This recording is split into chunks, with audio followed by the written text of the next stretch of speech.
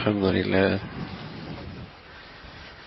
لله والصلاة والسلام على سيدنا محمد وعلى آله وأصحابه أجمعين. الحمد لله والصلاة والسلام على سيدنا محمد وعلى آله وأصحابه أجمعين. أما بعد فأعوذ بالله من الشيطان الرجيم. بسم الله الرحمن الرحيم. لقد كان لكم في رسول الله أسوة حسنة لمن كان يرجو الله واليوم الآخر. صدق الله العظيم. اللهم صل على سيدنا محمد النبي الأمي وعلى آله وأصحابه وسلم. اللهم صل على سيدنا محمد النبي الأمي وعلى آله وأصحابه وسلم. میرے معزز مسلمان بزرگوں، عزیز بھائیوں، یہ ربیع الاول کا مہینہ ہے۔ اللہ کے بعد سب سے بڑی ہستی محمد الرسول اللہ، آپ کی آمد اسی مہینے میں اور انسانیت کے لیے سب سے بڑا غم اور امت کے لیے سب سے بڑا تکلیف کا موقع وہ آپ علیہ الصلاۃ والسلام کا اسی مہینے میں دنیا سے تشریف لے جانا ہے۔ خوشی بھی اتنی کہ اس سے بڑی خوشی اس امت کے لیے نہیں ہو سکتی، غم اور درد بھی اتنا جب آپ کا اس مہینے سے جانا ہوا تو اس کی بھی نظیر امت کے غموں میں نہیں ملتی۔ حضرات صحابہ رضوان اللہ علیہ اجمعین، حضرت عمر جیسا آدمی اس غم کی گھڑی میں کہنے لگے، اگر کسی شخص کی زبان سے میں نے یہ سنا کہ اللہ کے نبی فوت ہو گئے ہیں تو میری تلوار ہوگی، اس کی گردن ہوگی، مجھ سے برداشت نہیں ہوگا یہ جملہ۔ حضرت صدیق ہیں رضی اللہ تعالیٰ عنہ، حضرت عمر کا یہ حال دیکھتے ہیں تو قرآن کی آیت پڑھتے ہیں، وَمَا مُحَمَّدٌ إِلَّا رَسُولٌ قَدْ خَلَتْ مِن قَبْلِهِ الرُّسُلُ أَفَإِن مَّاتَ أَوْ قُتِلَ انقلبتم عَلَىٰ أَعْقَابِكُمْ۔ محمد صلی اللہ علیہ وسلم اللہ کے رسول ہیں، اس سے پہلے بھی رسول آئے چلے گئے۔ أَفَإِن مَّاتَ أَوْ قُتِلَ انقلبتم، کیا وہ ان کا انتقال ہو جائے یا وہ شہید ہو جائیں تم دین حق کو چھوڑ بیٹھو گے؟ حضرت عمر فرمانے لگے، یہ میرے کانوں میں آواز صدیق کی پڑی، مجھے یوں لگا جیسے یہ قرآن کی آیت ابھی اتری۔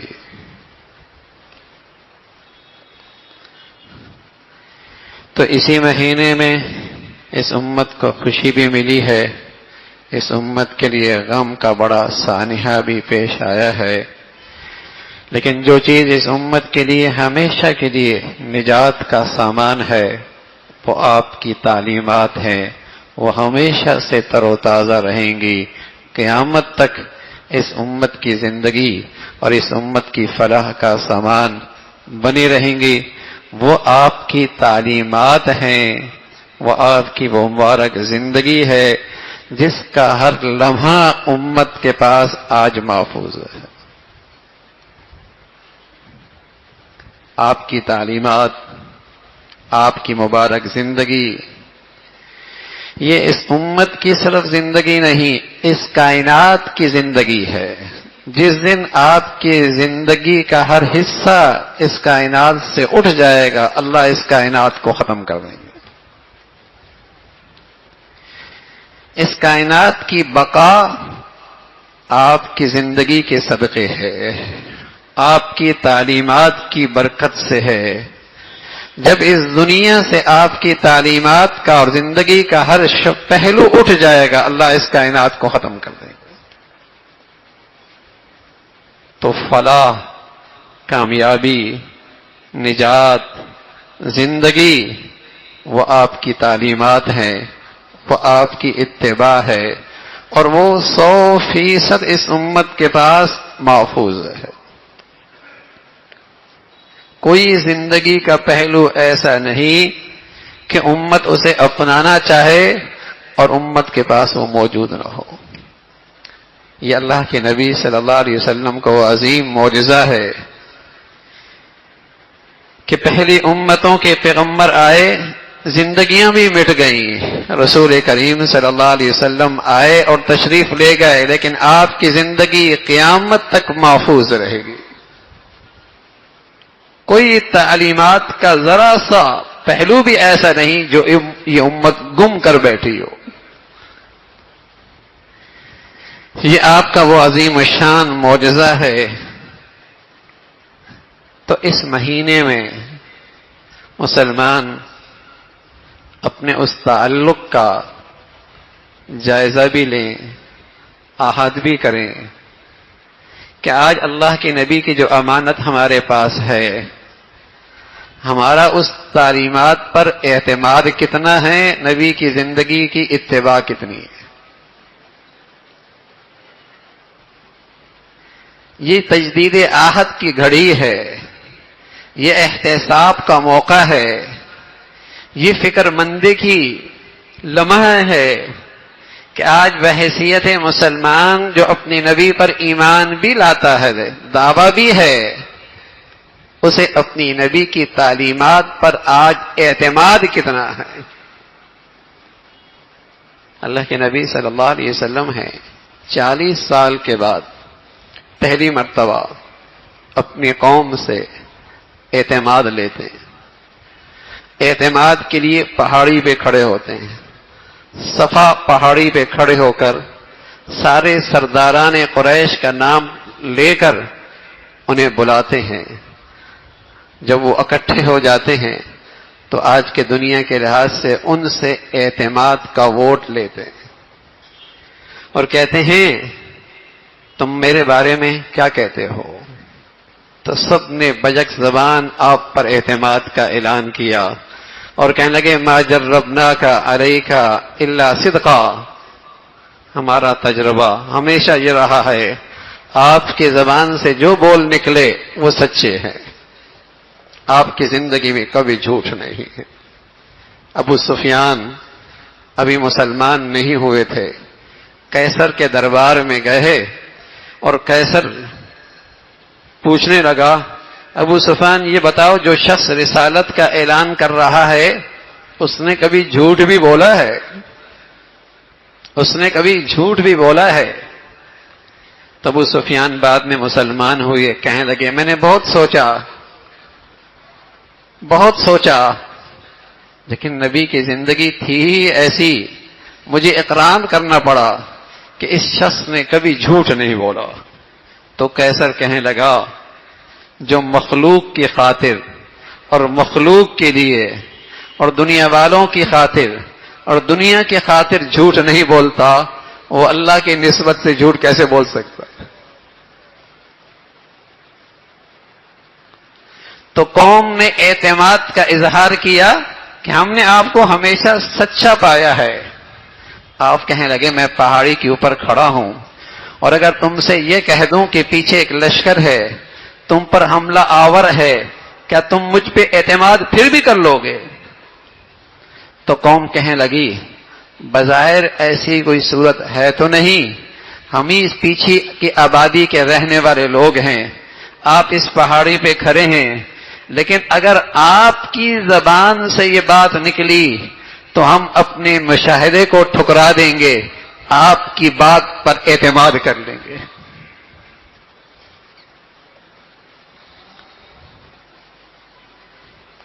یہ 40 سالہ زندگی کے بارے میں ان کا تصور یہ ہے، اب 40 سال کی آگے کی زندگی یہ ہے۔ اللہ کے نبی صلی اللہ علیہ وسلم فرمانے لگے پھر سنو میں تم سے ایک بات کہتا ہوں، پھر سنو میں تم سے ایک بات کہتا ہوں کہ جو تمہاری یہ طرز زندگی ہے، اگر تمہاری زندگی کی روش یہی رہی تو میں تمہیں ڈرا رہا ہوں کہ اللہ کا عذاب آ جائے گا، اللہ کے عذاب کا لشکر آ جائے گا، اس لیے اللہ کی مان لو اور میری لائی ہوئی زندگی پہ اعتماد کر لو.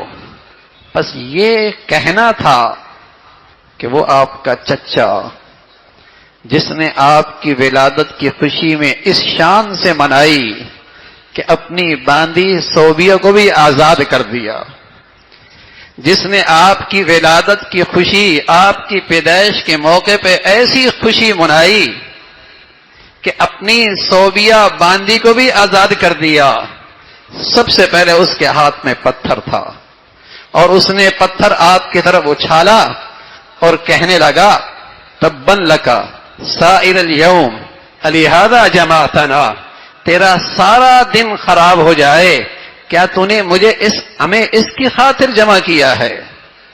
کیا تو نے ہمیں اس کی خاطر یہاں اکٹھا کیا ہے؟ تبا لکا سائر الیوم لہذا جمعتنا.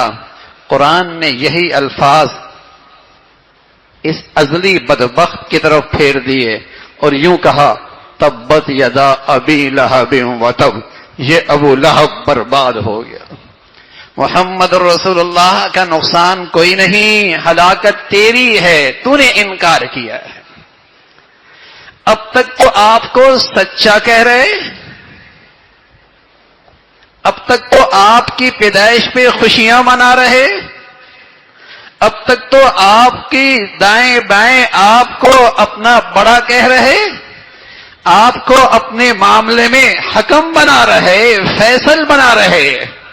لیکن جب آپ نے یہ کہہ دیا کہ میری تعلیمات پر عمل کر لو، اعتماد کر لو، اب یہی دشمن ہو گئے، یہی دشمن ہو گئے، یہی اپنے دشمن ہو گئے. اور اپنا بھی اتنا اپنا کہ چچا ہے. عربوں پہ ہاں رشتہ داری کا بڑا لحاظ ہوتا ہے، خاندان کا بڑا خیال رکھا جاتا ہے، لیکن یہ قریشی سردار اپنا سکا چچا سب سے پہلا دشمنی کر رہا ہے. مفسرین نے لکھا ہے وجہ یہ ہے کہ بیت اللہ میں رکھے جتنے بت تھے، ان بتوں پہ جتنا نذرانہ آیا کرتا تھا، ان نذرانوں کو سمیٹنے کی خدمت اس کے سپرد تھی. حضرت عباس کا خاندان تھا، اس کی خدمت ان کی قوم و خاندان کے سپرد خدمت تھی سبیلے لگانا، بیت اللہ میں آنے والوں کے لیے پانی کا انتظام کرنا. کسی کی ذمہ داری کچھ، کسی کی کچھ.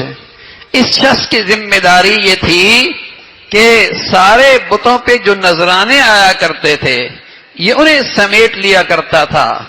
یہ مفاد پرستی بھی بڑی بلا ہے، یہ آدمی کو مجبور کر دیتی ہے کہ آدمی سچائی کا بھی انکار کر دے. کسی سے کہہ دو نا میاں کہ یہ دین کی بات ہے، ایسا نہ کرو، تو کیا جواب دیتا ہے؟ کیا میں بھوکا مر جاؤں؟ تمہاری بات مان لوں تو کیا میں بھوکا مر جاؤں؟ تو یہ بھوکا مرنے کا تصور آدمی کو سچائی کے انکار پر مجبور کر دیتا ہے. تو وہ چچا ہے، مفاد پرستی ہے، اغراض مفاد خطرے میں پڑتے ہیں، آپ کی تعلیمات سے انکار کر رہا ہے. تو میرے عزیزو، مسلمان آج اس بات کا احتساب کرے کہ آج اس مسلمان جو آج اس مادہ پرستی کے دور میں زندگی گزار رہا ہے، اسے اپنی نبی کی تعلیمات پر اعتماد کتنا ہے. دنیا میں آدمی اس کی بات بھی مان لیتا ہے، دنیا میں آدمی اس کی بات بھی مان لیتا ہے جس کا تجربہ بار بار غلط بھی ہوتا ہے، جس کی بات کئی بار غلط بھی ہو چکی ہوتی ہے لیکن پھر بھی مانتا ہے نا. ڈاکٹر ہے، اس کی بات کبھی تجربہ غلط بھی ہو جاتا ہے، کبھی اس کی رائے غلط بھی ہو جاتی ہے، کبھی اس کا مشورہ غلط بھی ہو جاتا ہے، لیکن اس کی بات پہ اعتماد کر کے ساری زندگی شوگر والا میٹھا کھانا چھوڑ دیتا ہے، پرہیز کرتا ہے. حالانکہ 40 سال کی عادت ہے، 50 سال کی عادت ہے، لیکن پھر بد پرہیزی نہیں کرتا. ایسی کئی ساری چیزیں ایسی ہیں کہ وہ حلال سے روک دے تو رک جاتا ہے، حلال سے پرہیز کہے تو پرہیز کر لیتا ہے، اس انسان کی جس کے تجربے پہ بار بار غلطی بھی ہوتی ہے اعتماد کرتا ہے۔ لیکن اگر یہ مسلمان آج یہ غور کر لے کہ اسے اپنی نبی کی بات پر کتنا اعتماد ہے، میرا نبی بات تجربے سے نہیں کہتا کہ کبھی غلط ہو جائے، کبھی اس کے خلاف بھی ہو جائے، محمد الرسول اللہ تو وہ کہتے ہیں جو انہیں اللہ بتاتے ہیں، اور آپ کے کہنے کے پیچھے اللہ کا علم ہوتا ہے، اللہ کی علم ہوتا ہے، اللہ کی حکمت ہوتی ہے، اللہ کی قدرت ہوتی ہے۔ محمد الرسول اللہ صلی اللہ علیہ وسلم تو وہ کہتے ہیں آج پیشاب ٹیسٹ کیا جائے تو بیماری پتہ چل جاتی ہے، اور اس بیماری کے بارے میں ڈاکٹر کی رائے پہ اعتماد ہو جاتا ہے کہ اس نے یہ کہہ دیا کہ میاں یوں ہے۔ اور رسول کریم صلی اللہ علیہ وسلم نے اسی پیشاب کے بارے میں فرمایا کہ قبر کے پاس سے گزر رہے تو آپ کی سواری بدکنے لگی۔ پوچھنے والوں نے کہا یا رسول اللہ خیریت ہے؟ فرمایا اس قبر والے کو عذاب ہو رہا ہے، اس کی آواز آئی ہے، سواری بھی بدکنے لگی ہے، مجھے بھی اس کی آواز سنائی دی ہے، بدکنے لگی سواری۔ حضور علیہ الصلوۃ والسلام سے پوچھا گیا یا رسول اللہ اس قبر والے کو کون سا عذاب ہو رہا ہے؟ فرمایا کوئی ایسے بڑے گناہ نہیں کہ جس سے بچنا مشکل ہو جائے، کوئی ایسے بڑے گناہ نہیں جس سے بچنا مشکل ہو جائے، صرف یہ ہے کہ یہ شخص پیشاب کے قطروں سے اپنے جسم کو نہیں بچایا کرتا تھا، یہ پیشاب کے قطروں سے اپنے جسم کو نہیں پاک رکھا کرتا تھا، اور دوسرا یہ چغل خوری کیا کرتا تھا، یہ چغل خوری کیا کرتا تھا۔ اب اللہ کے نبی ہیں، اللہ کے نبی ہیں، لیکن آج مسلمان اپنی نبی کی بات پہ کتنا اعتماد کرتا ہے؟ ایک ریئیکشن اس پیشاب کے بارے میں ڈاکٹر نے بتا دیا کیسی پرہیز کرتا ہے، اور ایک اس پیشاب کی بیماری کے بارے میں اللہ کے نبی نے بتا دیا، اور جو بات تجربے کی نہیں مشاہدے کی ہے، اللہ نے اپنے پیغمبر کو جنت دکھائی ہے، اللہ نے اپنے نبی کو جہنم دکھائی ہے۔ آپ علیہ الصلوۃ والسلام جن سے پرہیز بتا رہے اس کا ریئیکشن آنکھوں سے دیکھا ہے، آپ علیہ الصلوۃ والسلام جن نیکیوں کے بارے میں بتا رہے اس کا انعام و اکرام آپ نے اپنی آنکھوں سے دیکھا ہے، لیکن آج مسلمان اپنی نبی کی بات پہ اعتماد کتنا کرتا ہے؟ اللہ کے نبی پہ آج مسلمان کا یہ اعتماد کتنا ہے؟ ایک کافر ہے، احد کا میدان ہے، اور حضور علیہ الصلوۃ والسلام پر حملہ آور ہونے کے لیے قریب آتا ہے، آپ ایک برچھا مارتے ہیں اسے، اور اسے خراش سی ہوتی ہے، وہ چیختا چلاتا ہوا بھاگتا دوڑتا ہوا اپنی لشکر کی طرف جاتا ہے اور کہتا ہے میں تو مر گیا، میں تو ہلاک ہو گیا، میری تو بربادی ہو گئی۔ اس کے دوستوں نے کہا ارے اتنے بزدل کیوں بنتے ہو، کچھ نہیں ہوا، صرف خراش پڑی ہے۔ وہ کہنے لگا پتا ہے یہ کس کے ہاتھ سے خراش آئی ہے؟ یہ محمد رسول اللہ ہیں، یہ وہ محمد ہیں، ان کی زبان سے ایک جملہ میں نے سنا تھا کہ تو میرے ہاتھ سے مارا جائے گا۔ آج وہ مجھ پہ تھوک بھی دیتے تو میرا جینا مشکل تھا، اب میرا مرنا یقینی ہو گیا ہے۔ وہ کافر ہے جس نے آپ کا کلمہ بھی نہیں پڑھا، اور آپ سے محبت اور آپ کے عظمت کا دعویٰ بھی نہیں کرتا، اور آپ کا امتی ماننے والوں میں بھی اپنے آپ کو شمار نہیں کرتا، لیکن اسے آپ کی بات پہ اتنا اعتماد ہے کہ اپنے مرے جانے میں ذرہ برابر شک نہیں ہے۔ اور آج مسلمان جو محمد الرسول اللہ بھی کہتا ہے، لا الہ الا اللہ محمد الرسول اللہ بھی کہتا ہے، اور آپ کو اللہ کا سچا پیغمبر رسول بھی کہتا ہے، لیکن آج دیکھیے اسے اپنی نبی کی زندگی پر اعتماد کتنا ہے۔ آپ نے پیغمبر کی زندگی پہ کامیابی کا اعتماد کتنا ہے؟ جیسے ابو لہب تھا، ولادت کے موقع پہ خوشیاں مناتا تھا، لیکن جب اللہ کے نبی نے اپنی زندگی کے بارے میں اعتماد کا ووٹ لیا تو سب سے پہلے دشمن بن گیا۔ سچ کہہ رہا ہوں، آج کا مسلمان بھی ایسا ہی ہے، سب کچھ کر دے گا، خوشیاں کر لے گا، چھٹی کر لے گا، لیکن جب اسے کہہ دیا جائے کہ نبی کی زندگی آج دھرتی پہ نافذ کر دو، آج نبی کی زندگی معاشرے میں نافذ کر دو، آج نبی کی زندگی عدالت میں نافذ کر دو، آج نبی کی زندگی ایوانوں میں نافذ کر دو، آج نبی کی زندگی تعلیمی اداروں میں نافذ کر دو، آج نبی کی زندگی تجارتی مراکز صنعتکاروں میں نافذ کر دو، بتائیے کتنے ہیں جو نبی کی زندگی پر اعتماد کرنے والے ہوں؟ کتنے ہیں جو نبی کی زندگی پر اعتماد کریں گے؟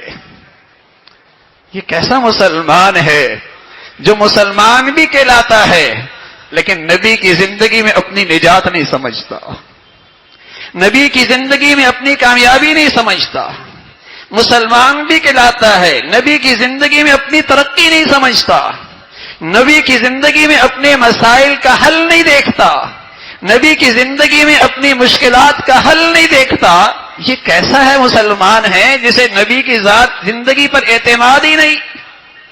تو میرے عزیزو، یہ لمحہ ہے، احتساب کا ہے، یہ گھڑی ہے، ہمیں تجدید عہد کرنا ہے، ہمیں دیکھنا ہے کہ ہمیں نبی کی زندگی پر، تعلیمات پر اتنا اعتماد ہے جسے ایک عام انسان پر کی بات پر ہم اعتماد کرتے ہیں، اور نبی کی وہ بات قرآن میں موجود ہے، نبی کی وہ بات حدیث میں موجود ہے، نبی کی وہ بات اللہ اور اللہ کے رسول کی، اللہ کی حفاظت میں موجود ہے۔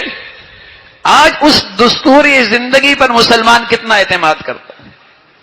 اس پوری کائنات کی روح اللہ کے نبی کی زندگی ہے، اور سچ کہہ رہا ہوں، یہ امت جیسے جسم کی روح ہوتی ہے، جب تک یہ روح رہتی ہے آنکھیں صحیح کام کرتی ہیں، زبان صحیح کام کرتی، اعضاء جوارح صحیح کام کرتے ہیں، فساد نہیں آتا، ٹوٹتے نہیں، بکھرتے نہیں، کمزور نہیں ہوتے۔ جب تک امت کے اندر میرے نبی کی زندگی کی روح موجود تھی، یہ سلامت تھی امت، یہ امت سلامت تھی، یہ امت سلامت تھی، اور جب سے اس امت سے نبی کی زندگی کی روح نکلی ہے، اس کے اندر فساد ہی فساد ہے، اور جسم کا جیسا حصہ بکھر جاتا ہے، جب سے نبی کی امت کی زندگی نکلی ہے، یہ امت گروہوں میں تقسیم ہو گئی۔ قسم خدا کی، فرقہ واریت وہاں آتی ہے جہاں نبی کی زندگی اٹھتی ہے، جہاں خرافات آتے ہیں، جہاں بدعات ہوتے ہیں، جہاں من پسند کے طور طریقے آتے ہیں۔ نبی کی زندگی تو اس امت کو وحدت کی خوبصورت سانچے میں ایک کر دیتی ہے، یہ امت نبی کی زندگی سے ایک رہتی ہے، لیکن یہ فرقہ پرستی، گروہ پرستی، رنگ پرستی، علاقہ پرستی، وطن پرستی، قومیت پرستی کی ان بدبودار ناروں اور گندگیوں میں تب پڑتی ہے جب اس کی زندگی سے نبی کی تعلیمات، نبی کی زندگی کی روح نکلتی۔ آج اس امت کی بڑی ضرورت ہے یہ وحدت کے ساتھ ایک ساتھ کھڑی ہو، یہ امت مسلمہ لا الہ الا اللہ محمد رسول اللہ، نبی کی اس زندگی، نبی کے اس نام پر ایک کندھے سے کندھے ملا پہ کھڑی ہو۔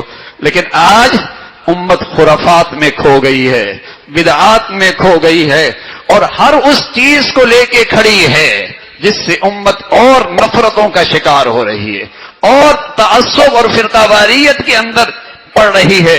اللہ رب العزت اس امت کی حفاظت فرمائے۔ تو میرے عزیزو، یہ مہینہ جائزہ لینے کا ہے کہ ہمیں اپنی نبی کی ان تعلیمات کا جو قرآن میں موجود ہیں، احادیث کے ذخیرے میں محفوظ ہیں، اعتماد کتنا ہے، اور میری زندگی اس تعلیمات سے قریب کتنی ہے۔ اللہ رب العزت ہمیں اپنی نبی کی سچی محبت، عظمت اور کامل اتباع نصیب فرمائے۔ وآخر دعوانا ان الحمد للہ رب العالمین۔